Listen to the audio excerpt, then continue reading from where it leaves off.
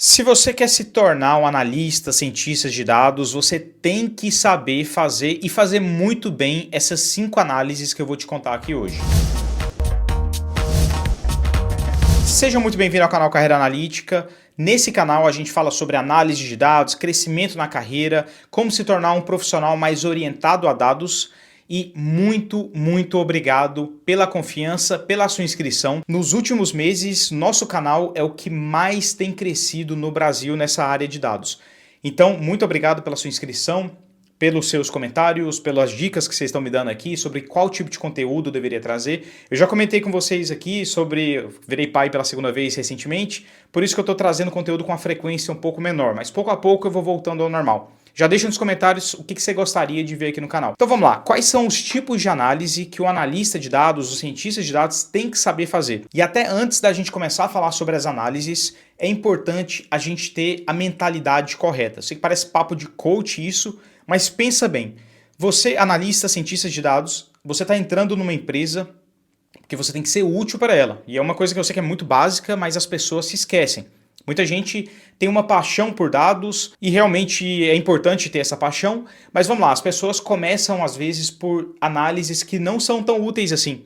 Muitas vezes a gente vê um pessoal que sai, eu vi muitos casos assim, inclusive na carreira mesmo, que saíram da vida acadêmica e infelizmente a vida acadêmica ela não está tão conectada assim quando a gente pensa com o mercado. E aí essas pessoas estão acostumadas a fazerem análises geralmente até muito mais difíceis, mais complexas, mais longo prazo mesmo. E aí elas chegam na empresa, acham que aquilo é útil para a empresa e a empresa quer resolver uma coisa muito mais simples e muito mais rápida. Então você tem esse trade-off aí, essa troca que você tem que fazer em ter uma mentalidade mais rápida na hora de resolver problemas em geral. Claro que vai ter empresa aí que já está mais estruturada e às vezes mesmo assim vai ter esse analista, cientista que vai fazer análise mais rápida no dia a dia e aí ela pode criar um lab ou um laboratório ali dentro dessa empresa onde os cientistas de dados podem trabalhar em projetos mais a longo prazo. Então isso pode acontecer também, mas em geral a gente tem que ficar ligado no que está acontecendo no mercado. Tendo isso em mente, o que eu vou te trazer aqui agora não é o que é mais bonito, não é o que é mais complexo, pelo contrário, geralmente análises assim, elas tendem a ser menos complexas, só que tem um porém, e esse porém é que nem violão. Violão, meu pai sempre fala isso, o violão é o instrumento mais fácil de tocar mal, só que é o mais difícil talvez aí de tocar muito bem. Então o que isso significa? A porta de entrada para esse tipo de análise ou para o violão, ela é muito mais simples do que, sei lá, um piano, por exemplo, um instrumento mais complexo, um violino. Só que existe um nível ali de excelência, tanto para o violão, tem para os outros instrumentos também, mas o ponto é que o violão, você tem essa entrada fácil, mas assim, o crescimento ele é infinito. Você vai ter um nível aí, Fábio Lima, por exemplo, que o cara assim, toca num nível que nem se compara, nem parece o mesmo instrumento. Parece que você tem uma mini orquestra dentro do mesmo instrumento. Tá, deixando a comparação à parte, análise de dados é a mesma coisa e para esse tipo de análise que eu vou te trazer aqui agora, principalmente, porque são análises democráticas de uma certa forma, ou seja, você não precisa de tantas ferramentas assim, em geral com Excel você vai fazer grande parte das coisas, mas ao mesmo tempo a coisa pode ficar muito complexa. Sem enrolação então, mas assim, eu queria deixar isso muito claro porque é uma confusão que o pessoal ainda faz bastante. Vamos lá para as análises. A primeira delas é a análise exploratória. Basicamente, antes de mergulhar nos detalhes, os analistas precisam explorar os dados de uma maneira mais ampla para identificar padrões, tendências e anomalias. E esse é um passo crucial para você ficar familiarizado com aqueles dados que você está trabalhando e ter as suas hipóteses iniciais. Então isso daqui é bem interessante, inclusive, para você praticar ter ali um volume de dados, praticar, fazer limpeza de dados, que é super importante, eu falo disso aqui no canal. Então assim, é um tipo de análise que vai te ajudar a conectar os dados diretamente com o negócio e, além disso, a entender esse volume de dados. Você vai ter que passar por muito desafio ali. Talvez você vai precisar utilizar Python, R ali para fazer algum tipo de análise, vai ser justamente nessa hora, pelo menos no meu caso, foi nessa hora que eu tive que começar a utilizar alguma ferramenta mais específica, mais complexa um pouco, porque é nessa hora de explorar esses dados que você começa a ter esse tipo de desafio. Mas grande parte deles, como eu comentei, por Excel você consegue fazer. Um primeiro exemplo, uma empresa de mídia social, por exemplo, ela explora os dados de uso para entender os horários de pico de atividade dos usuários. Por exemplo, no YouTube. Então o YouTube tem um servidor, ele tem que saber que hora que esse servidor tem que estar mais preparado para um volume maior de pessoas. E aí, através desse tipo de análise, você consegue explorar e já ter uma tendência, uma hipótese inicial. Isso já é meio caminho andado para sua análise. É claro que depois disso você vai ter outros passos também, mas numa empresa como o YouTube, ele não vai utilizar simplesmente uma análise dessa para definir tudo. Mas geralmente o passo inicial vai ser esse. Segundo exemplo, um fabricante de automóveis, por exemplo, ele explora os dados de defeitos para identificar modelos ou componentes específicos com uma taxa de falha mais alta do que as outras. Então imagina aí, um fabricante de carro tem que fabricar cada uma das peças ali separado também, porque as peças dão problema, mas ele não vai fabricar na mesma proporção. Ele tem que fazer essa análise inicial para saber qual que é a peça que dá mais problema, e aí eu falo bastante de Pareto aqui também. Então, assim, basicamente é um princípio de Pareto no meio dos dados ali. Você vai checar, nessa análise exploratória, você vai ter tanto ideia de tempo, por exemplo, qual que é o dia da semana, qual que é o horário que tem mais volume ou que tem menos volume para que eu possa me preparar aqui e balancear a oferta com a demanda. Basicamente, se você resume uma análise exploratória, é isso que você está tentando buscar. Padrões, onde que tem concentração, onde que está o Pareto desses dados todos aqui. E quanto mais dados você tem numa análise, nessa análise que você está fazendo, mais complexa a coisa pode ficar. Os comportamentos, eles podem mudar um pouco, então assim, o tipo de ferramenta que você vai utilizar pode mudar, porque muitas vezes o Excel não vai conseguir trabalhar com milhões de linhas. E aí você começa a utilizar outras ferramentas. Mas até você chegar nesse ponto, você não vai precisar utilizar tantas ferramentas assim. Então, assim, indo contrário ao que te ensinam por aí, pela internet, em cursos, eu realmente acho que você deveria começar, se você está começando agora, pelo Excel. É uma escolha sua, obviamente, mas eu começaria por Excel porque ela é muito mais democrática, você vai conseguir aplicar essa mesma teoria nesses dados também. Eu sei que você vai ter um desafio ali, na hora que você chegar num volume maior, aí você procura outra ferramenta. Até antes disso, você vai se preparando e aí lá na hora você já está mais preparado. Mas o ponto fundamental é, comece com uma ferramenta mais simples para você conseguir realmente trazer já um resultado ali nas suas primeiras análises. E muita gente começa já pela análise exploratória. Vamos para o segundo tipo de análise, que é a análise diagnóstica. Basicamente, essa análise diagnóstica ela tenta entender o porquê das coisas. Então, você vê que as análises estão conectadas, não é que uma está independente da outra. Mas vamos lá, uma fase é tentar entender esses dados, como é que eles estão estruturados, se tem algum tipo de comportamento, se tem alguma hipótese. Hipótese de comportamento. Então, se está acontecendo um problema, eu estou falando da anterior, né? Se está acontecendo algum tipo de comportamento mais concentrado em um horário, por exemplo, ou dia da semana, como eu dei de exemplo. Só que depois, nesse segundo passo, na análise diagnóstica, a pergunta é por quê? Por que isso está acontecendo nesse horário? Porque, sei lá, num pedido, por exemplo, no iFood. Porque o trânsito está mais alto, porque o nosso supply, a nossa oferta está mais baixa, se comparado com a demanda. Então você começa a entender um pouco mais sobre comportamentos do negócio, por isso que eu falo tanto de negócio, e aqui eu falo bastante, inclusive eu dou muito exemplo, falo de indústrias que estão crescendo, etc. Então, nessa hora do diagnóstico, a parte do negócio entra muito aqui, entra muito forte, porque você tem que entender o que impacta essa métrica. E aí você pode trabalhar tanto com correlações, que aí já fica mais sofisticado também. Não é difícil fazer, eu sei que a palavra às vezes assusta muita gente, mas a correlação ela entra muito aqui também, para você entender no seu diagnóstico qual que é, por exemplo, a causa raiz disso que está acontecendo. Então, igualmente importante, como você pode perceber.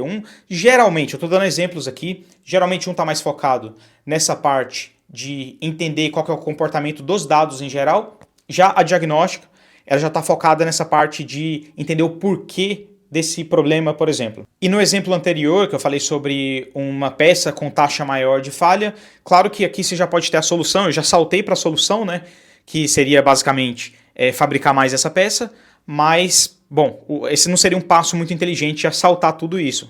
Inteligente seria ter ali um analista, um cientista de dados, fazendo análise diagnóstica, que seria o quê? Entender por que está dando falha. Faz sentido essa peça ter tanta falha assim? Se for uma peça ali que, sei lá, é normal, o tempo de vida útil dela ali é mais baixo mesmo, beleza, isso faz sentido, aí você fabrica mais. Mas você viu que eu saltei, e isso é uma tendência que a gente faz muito.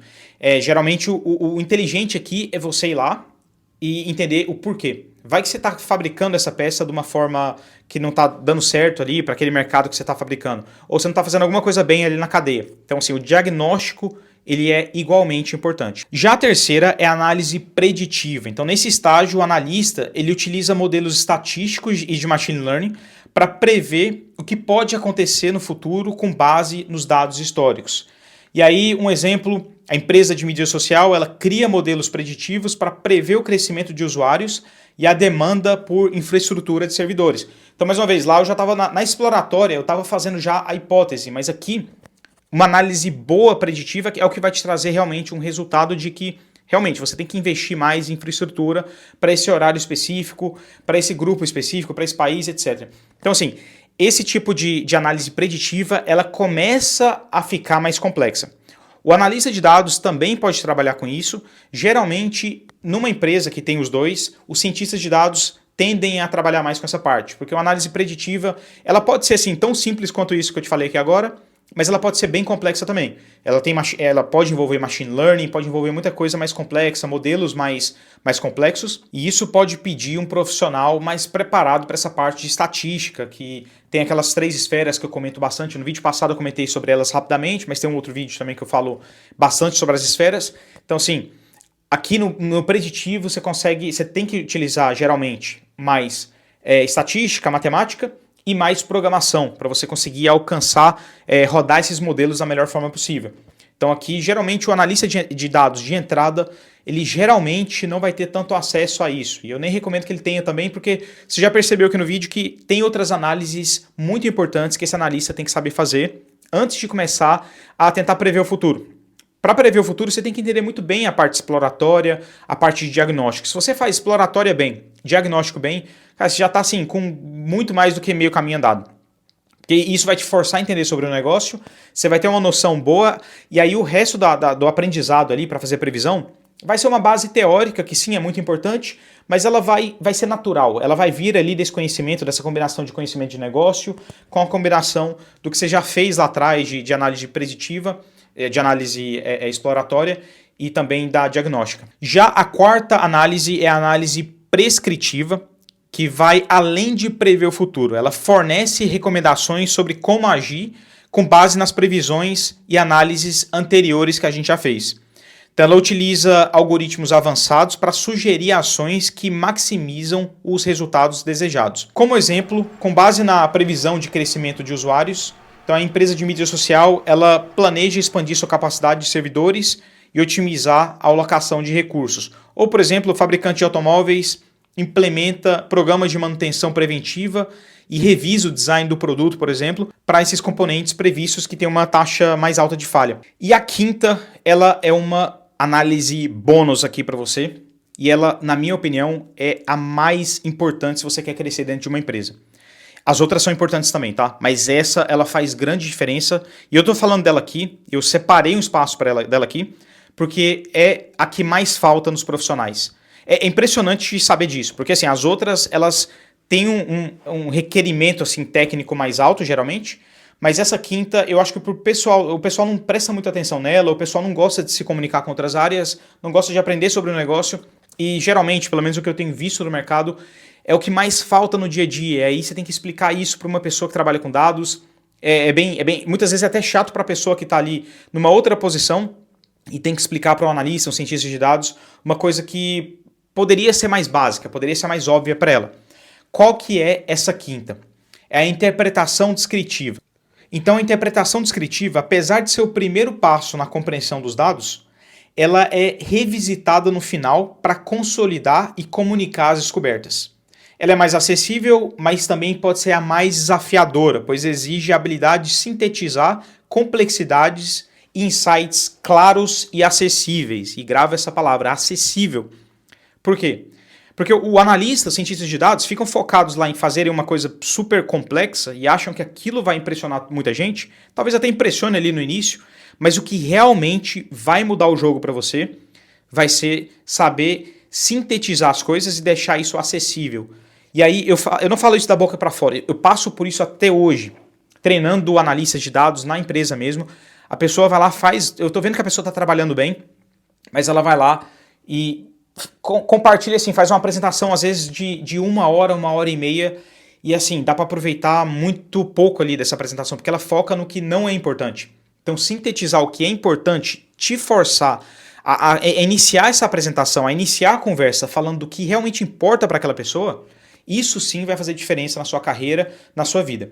Então assim, foque também na parte técnica, mas coloque o mesmo tanto de importância Principalmente se você se considera uma pessoa mais introvertida, que você não gosta de conversar com outras áreas. Não sei, se você passa por algum tipo de desafio nesse sentido, ou se você é uma pessoa que gosta de trabalhar em casa e acha que não tem diferença nenhuma trabalhar em casa para um analista de dados versus ir lá para o escritório, e eu respeito sua opinião, mas assim, a minha opinião é essa. Se você tem esse pensamento, se você não está exposto, se você não tenta entender o outro lado, provavelmente você não está fazendo essa quinta parte bem. Você não está apresentando as coisas da forma que a outra pessoa vai se importar. E aí você vai ficar numa bolha.